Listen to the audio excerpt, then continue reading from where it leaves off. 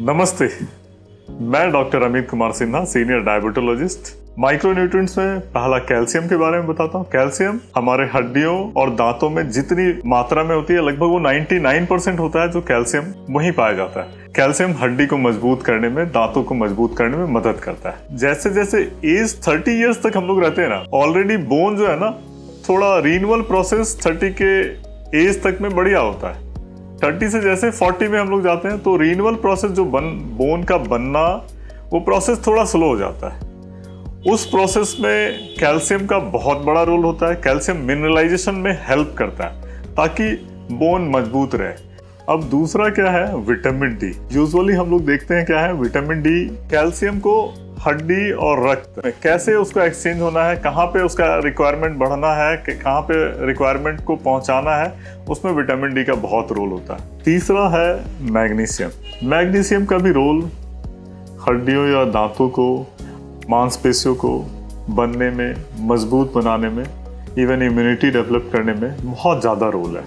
अगर हम लोग कैल्शियम और विटामिन डी के साथ मैग्नीशियम ना दें तो शायद हड्डियों के मिनरलाइजेशन में इफेक्ट पड़ेगा, हड्डियां कमज़ोर होने की चांसेस बढ़ जाएगी। मैग्नीशियम, विटामिन डी और कैल्शियम के साथ बहुत ज़्यादा जरूरी है ताकि उसको लेने से हमारा जो हड्डी है, हमारा जो मांसपेशी है, वो स्ट्रांग रहेगा। अब हम लोग बहुत इंपॉर्टेंट माइक्रोन्यूट्रिएंट्स जिसको जिंक कहते हैं, जिंक भी बहुत ज़्यादा जरूरी रहता है। जिंक इम्यूनिटी डेवलप करने में बहुत मदद करता है। नेक्स्ट है जिनसेंग।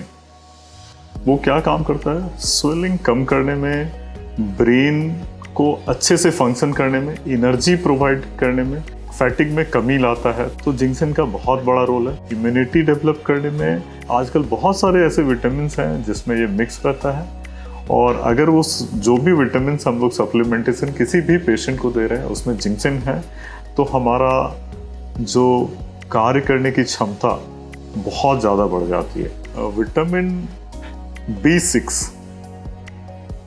कार्बोहाइड्रेट, प्रोटीन, फैट के मेटाबॉलिज्म में बहुत अच्छा रोल है इसका। उसके बाद ब्लड बनाने में, न्यूरोट्रांसमीटर के कार्य को सही ढंग से रखने के लिए विटामिन B6 की ज़रूरत होती है। अगर इसकी कमी होती है तो रैसेस आने की चांसेस बढ़ जाती है, गले में स्वेलिंग आने की चांसेस बढ़ जाती है, थकावट महसूस करता है, पैर हाथ में झनझनी लगता है। तो इसलिए विटामिन B6 भी बहुत ज़्यादा ज़रूरी है हमारे न्यूट्रिएंट्स में, जो भी हम लोग ले रहे हैं। जो अगर विटामिन का सप्लीमेंटेशन ले रहे हैं तो उसमें बहुत ज़्यादा ज़रूरी है। Thank you.